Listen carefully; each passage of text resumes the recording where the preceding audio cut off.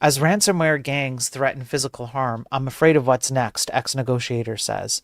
Crims warned 40% of respondents that they and their families would suffer. So ransomware gangs are at the very least making threats against people.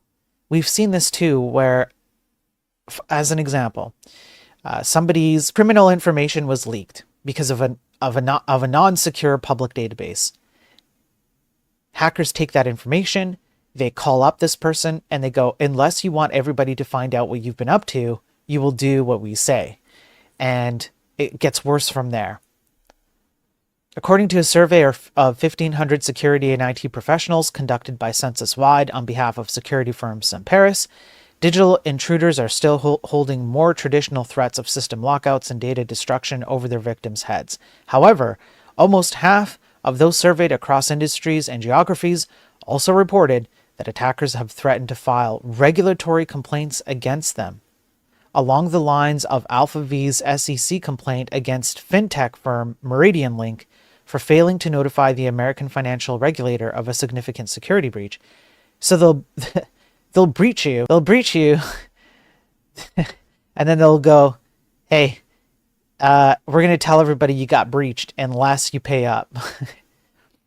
More worrisome, however, is that 40% of respondents reported receiving physical threats from miscreants. The threats of physical harm are pretty scary. And if we go down a little bit, threats against their family members, what their internet surfing traffic was, what they did at home. They know where the executives live. They know where the families are. They know where the kids go to school. The physical threats tend to be generic to ratchet up the fear factor. Like, I'm going to attack your kids at school. You increase the security at school. Whereas if I just say, I'm going to attack your family when you go to the grocery store, theater, school, makes it a little bit scarier.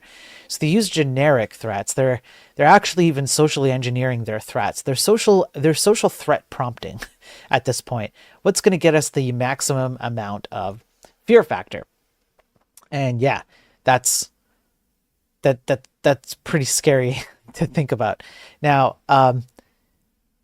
let me see here. Yeah, we did this one. Blah, blah, blah. We covered that. I believe there was, yeah, here we go.